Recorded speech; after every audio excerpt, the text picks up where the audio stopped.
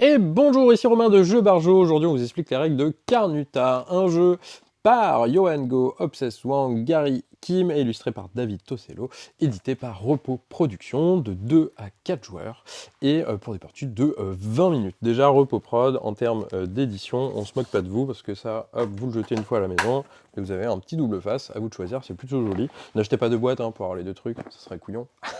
Allez hop, venez me rejoindre, le jeu.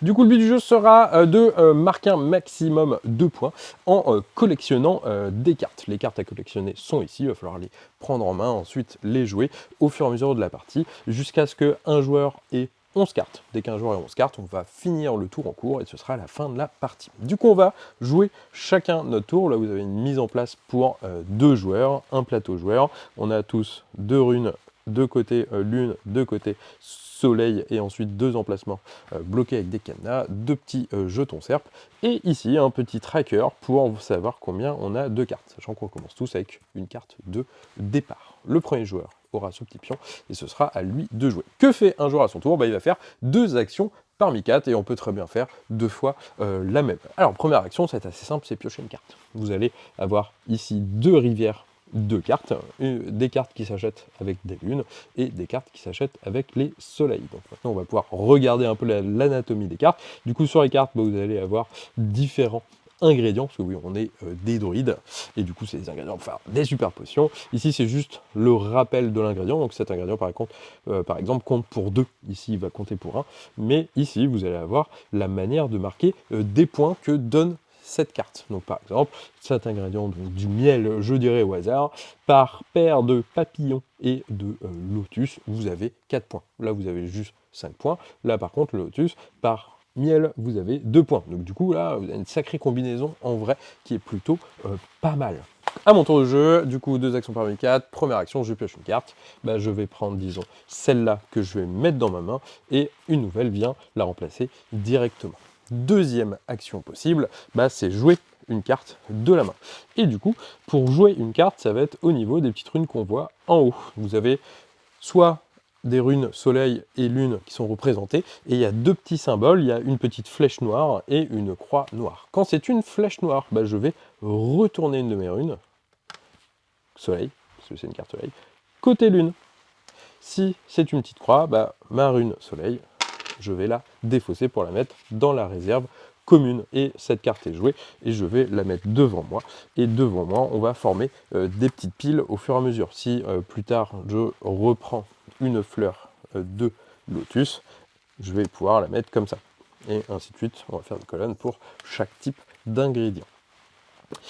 Troisième action, ça va être de prendre des runes de la réserve commune. Je vais en prendre autant que je veux, tant que je peux en stocker, parce que là pour le moment je ne peux pas stocker plus de 4, mais je peux prendre que des soleils ou que des lunes. Là par exemple, j'ai plus trop de soleil, donc je vais décider de prendre une rune. Quatrième action, ça va être de retourner soit tous mes soleils pour qu'ils deviennent lunes, soit toutes mes lunes pour qu'ils deviennent soleils. Là, on a dit que j'avais un petit combo plutôt sympa avec le miel, c'est que des cartes jaunes, du coup, je vais décider de retourner toutes mes lunes côté soleil. Comme ça, dans les prochains tours, je vais pouvoir me gaver pour les soleils. Mais à chaque fois que j'ai acheté les cartes soleil, et ça va transformer en lune.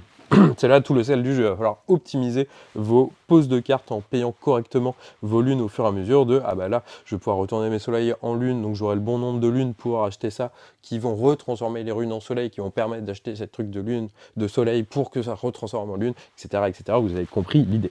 Alors, à noter, du coup, à chaque fois que vous allez acheter une carte, vous allez avancer votre petit marqueur. Ici, c'est le compte carte. Donc, comme j'ai dit au début, dès qu'un joueur en a 11, fin de partie, on termine le tour en cours. Mais vous avez des petits bonus à débloquer qui sont indiqués sur le plateau, c'est assez bien fait. À la 4e carte, vous avez un petit cadenas. Du coup, hop, vous allez pouvoir virer un de vos petits cadenas, et ça va vous faire un emplacement supplémentaire pour stocker des runes. Quand vous arrivez à l'emplacement numéro 6, vous allez pouvoir prendre une petite tuile ingrédient bonus pour la mettre ici. Il y en a une de chaque, donc ça peut être un peu la course là-dessus. J'arrive sur l'emplacement 8, j'enlève mon dernier cadenas. J'arrive sur l'emplacement 10, je reprends un petit ingrédient. Je pose ma 11e carte. Fin de partie, on termine le tour en cours. Donc c'est un vrai jeu de course et d'optimisation. À noter, les serpes vous permettent, si vous le désirez pendant le tour, en genre d'action bonus, de enlever toutes les cartes, soit soleil, soit lune, pour les remplacer par 4 nouvelles si les choix ne vous intéressent pas, ou si même vous voyez que l'adversaire, il y a une bonne ligne pour lui, bah, vous dégagez tout, comme ça, il faudra qu'il réfléchisse un peu plus pour autre chose. Voilà, Carnuta, c'est très très bien, 2 à 4 joueurs, très dynamique, on se rend pas compte de la petite interaction un peu vilaine qu'il peut y avoir sur les cartes au niveau de la collection, mais elle est bien présente. Nous on a beaucoup aimé, c'est très chouette, on vous recommande ça aussi vachement.